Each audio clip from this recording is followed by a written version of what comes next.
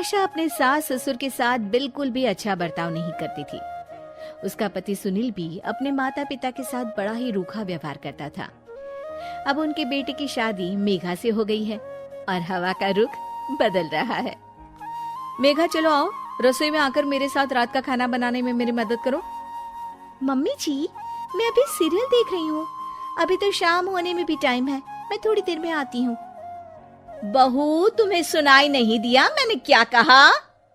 Mummy जी, शायद आपको सुनाई नहीं दिया जो मैंने कहा। आशा रसोई में जाकर सारा खाना खुद बनाती है और मेघा अपनी दादी सास ससुर के साथ बैठकर बातें कर रही होती है। आशा को बहुत गुस्सा आता है। आशा मेघा के पास जाती है और उसे बुरा भला कहने लगती है। कैसी बहू हो तुम? सास खाना बना रही है और तुम यहाँ गप्पे मार रही हो। सासू माँ और ससुर जी को तो कोई काम नहीं होता, वो तो फ्री है, पर तुम्हें तो अकल है ना। ये सुनकर मेघा भी आशा से बहस करने लगती है। मम्मी जी, ये आपकी सास ससुर हैं, आप इनसे इज्जत से बात कीजिए। और हाँ, प्यार से बोलेंगी तो कुछ भी कर लूंगी, पर ऐसे रौब झाड़ेंगी ना तो भूल जाइए कि कोई काम करने वाली हूँ मैं। क्या? तुम्हारी इतनी हिम्मत? मेरी ही किस्मत फूटी है जो मुझे तेरे जैसी नालायक बहू मिली है। नहीं मम्मी जी, आपसे ज्यादा खराब किस्मत तो दादी सास की है, जिन्हें आप जैसी बहू मिली। आशा ये सुनकर तिलमिला उठती है। क्या कहा तुमने? आशा मेघा का हाथ पकड़ती है और कमरे से बाहर ले जा रही होती है। तभी वहाँ रोहित आ जाता है और मेघा उसे देखकर रोने का नाटक करने लगती है। देखिए, देखिए आपकी माँ मुझ पर कैसा अत्याचार कर रही है। मैंने इनसे कहा कि सासू माँ, मैं खाना बना देती हूँ, बस थोड़ा टाइम लगेगा, तो मेरा हाथ पकड़कर कैसे मुझे घसीट कर लेकर जा रही है। अरे बेटा, ये झूठ बोल रही है। बस करो माँ, मेघा कभी झूठ नहीं बोलती और मैंने अपनी आंखों से देखा है कि कैसे आप उसका हाथ पकड़कर उस पर अत्याचार कर रही हो। अरे बेटा, मैं तुम्हारी माँ हूँ, तुम्हें मुझ पर विश्वास नहीं है? मेघा मेरी पत्नी है, उसका मेरा साथ तो जीवन भर का है और मैं उसी का साथ दूंगा। गलती आपकी है, आप ही सुधर जाइए माँ। तभी वहाँ सुनील आ जाता है। ये किस तरह से बात कर रहा है तू अपनी माँ से? पापा, आप तो रहने ही दीजिए। दादा दादी से आप किस तरह से बात करते हो देखा है मैंने। चलो मेघा। रोहित और मेघा वहाँ से चले जाते हैं। इस डायन ने तो मेरे बेटे पर कुछ जादू कर दिया है, देखो कैसे अपने माँ बाप से बात कर रहा है। एक दिन रोहित सुनील के पास आता है और कहता है, पापा, पिछले महीने आपने जो ये अपने कमरे के लिए नया एसी लिया, मुझे बताया क्यों नहीं? अरे इसमें तुझे क्या बताना? आपको बताना चाहिए पापा, अब मेरी शादी हो चुकी है, खर्चे बहुत हैं, आप तो रिटायर हो गए, मेरी कमाई पर घर चलता है, तो हिसाब तो रखना पड़ेगा ना। और वैसे भी आप लोगों को एसी की क्या जरूरत थी, पंखा ही काफी था आप लोगों के लिए। आशा को याद आता है कि कैसे उसने अपने सास ससुर के साथ बुरा बर्ताव किया था। ये सब हमारे ही कर्मों का नतीजा है।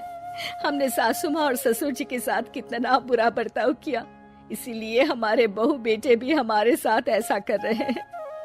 तुम सही कह रही हो आशा, हमने माँ और पिताजी के साथ बहुत गलत किया। रोहित उनकी बातें सुन लेता है और खुश हो जाता है। मेघा, मम्मी पापा को अपनी गलती का एहसास हो गया है। ये तो बहुत अच्छी बात है, मतलब अब हमें ये नाटक खत्म कर देना चाहिए।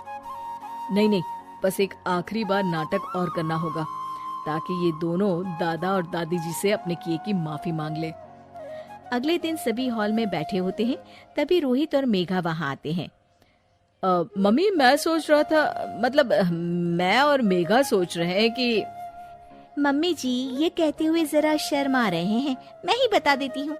हम सोच रहे थे कि आप दोनों को वृद्धाश्रम भेज दें। आशा और सुनील ये सुनकर दंग रह जाते हैं। तभी उनकी दादी सास बोलती है, ये कैसी बातें कर रहा है रोहित अपने माँ बाप से, कि अपने माँ बाप को कोई वृद्धाश्रम भेजता है। क्यों दादी, आपको भी तो ये लोग वृद्धाश्रम भेजने की धमकी देते रहते थे, तो आज इन्हें खुद ही चले जाना चाहिए। ये सुनकर सुनील और आशा शर्मिंदा हो जाते हैं। तू सही कह रहा है बेटा, हमने अपने माँ बाप का ख्याल नहीं रखा। हाँ, हमें कोई हक नहीं है यहाँ रहने का, चले जाते हैं हम। हमें माफ कर दीजिएगा सासू माँ और ससुर जी, हमने आप लोगों के साथ बहुत गलत व्यवहार किया। हाँ माँ जी, पिताजी, हमें माफ कर दीजिएगा। ये देखकर रोहित और मेघा खुश हो जाते हैं। आप लोग कहीं नहीं जाएंगे, आप लोगों को वृद्धाश्रम भेजने का मैं सोच भी नहीं सकता। ये तो मैं और मेघा नाटक कर रहे थे ताकि आप लोगों को अपनी गलती का एहसास हो। आशा और सुनील को अपनी गलती का एहसास होता है और वो सब एक खुशहाल परिवार की तरह रहने लगते हैं। राजेश अपनी पत्नी लता, बेटे सुनील और बहू आशा के साथ शास्त्री नगर में रहता था। आशा अपने सास ससुर के साथ बिल्कुल भी अच्छा बर्ताव नहीं करती थी। एक दिन, बहू, मेरी ये छड़ी टूट गई है, चलने में बड़ी परेशानी होती है, तू सुनील से कहकर नई छड़ी बनवा देना।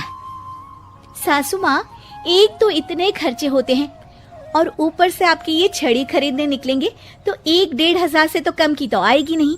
और वैसे भी आपको कहीं आना जाना तो होता नहीं, इस टूटी हुई छड़ी से ही काम चला लीजिए, इसकी मरम्मत करवा देते हैं। आशा वहाँ से चली जाती है। तभी उनके पति राजेश जी वहाँ आ जाते हैं। तुम क्यों झूठी उम्मीद बांधती हो अपनी बहू से? लता, इतने सालों में इसने कभी भी हमारा सम्मान नहीं किया, आज क्या करेगी? तभी वहाँ उनका पोता रोहित आ जाता है। दादी, ये देखो मैं आपके लिए क्या लाया हूँ। क्या बेटा? आपकी पुरानी छड़ी टूट गई थी ना, तो ये मैं अपनी कमाई से आपके लिए छड़ी लेकर आया हूँ।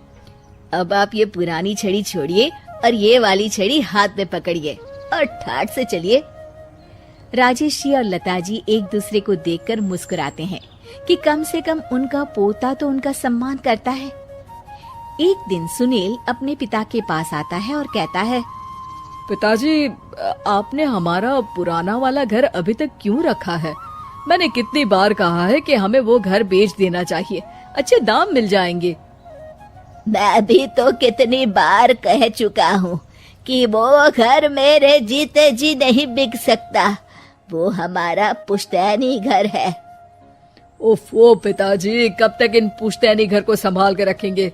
अब छोड़ भी दीजिए मोह माया, आपके पूजा पाठ के दिन है, कहाँ आप एक घर के मोह में लगे हुए हैं। घर का मोह नहीं है बेटा, कुछ चंद यादें हैं, उनका मोह है, पर तुम ये बात नहीं समझोगे। आपसे तो बात करना ही बेकार है।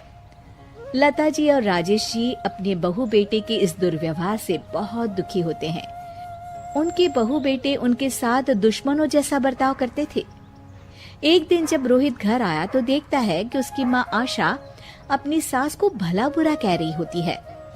हाँ, आप दोनों ने तो हद कर रखी है, बस हर वक्त कोई ना कोई मांग रहती है आपकी। अरे बहू, मैंने तो बस इतना ही कहा कि तेरे ससुर जी को ठंडे पानी से नहाने में तकलीफ होती है, तो इनके लिए गर्म पानी कर दिया कर। अगर मेरे हाथ पाँव चल रहे होते ना तो मैं ही कर देती, तुझसे ना कहती। हाथ पाँव तो अभी भी चलते हैं सासू माँ आपके, बस आप चलाती नहीं है। क्या मैं नहीं जानती कि ये सब नाटक है आपका, ताकि सारा काम मुझे ही करना पड़े। आशा वहाँ से चली जाती है और रोहित अपनी दादी के साथ इतना दुर्व्यवहार होता देख गुस्से से तिल मिला जाता है। वो गुस्से में अपनी माँ के पास जाता है। माँ, ये तुम किस तरह से दादी से बात करती हो? अरे तुझे नहीं पता बेटा, उनके तो 50 नाटक रहते हैं। खैर तू ये सब छोड़, मुझे तुझसे एक बात करनी है, और वो भी खुशखबरी वाली। कैसी खुशखबरी माँ? अरे तेरे पिताजी ने अपने दोस्त की बेटी मेघा से तेरा रिश्ता तय कर दिया है। क्या मेघा से? माँ, पर हम तो बहुत अच्छे दोस्त हैं। मेघा से शादी का तो मैंने कभी सोचा भी नहीं। अरे नहीं सोचा तो अब सोच लेना। रोहित और मेघा बाहर एक दूसरे से मिलते हैं और बातें कर रहे होते हैं। मेघा, मुझे पता है कि हम दोनों की शादी होने वाली है, पर मैं तुम्हें एक बात अभी से बता देना चाहता हूँ। क्या रोहित? यही कि मेरी माँ एक अच्छी सास नहीं बनेगी, क्योंकि वो एक अच्छी बहू नहीं है। पर रोहित, आंटी को तो मैं बचपन से जानती हूँ, वो तो बहुत अच्छे स्वभाव की हैं। वो स्वभाव पता नहीं मेरे दादा दादी जी के लिए क्यों नहीं दिखता। उन्हें तो वो हर वक्त बुरा भला ही कहती रहती हैं। मैं चाहता हूँ कि उन्हें ये पता चले कि वो ये बहुत गलत कर रही है। मैंने कुछ सोचा है जिससे माँ सही रास्ते पर आ सकती है। मेघा, क्या तुम इसमें मेरा साथ दोगी? तुम जैसा कहोगी मैं वैसा ही करूंगी रोहित, मैं तुम्हारे साथ हूँ। मेघा और रोहित दोनों की शादी हो जाती है और मेघा अब आशा की बहू बनकर उनके घर आती है। बहू, ये देख, मैंने तेरे लिए ये हार बनवाया है। ये भी कोई हार है?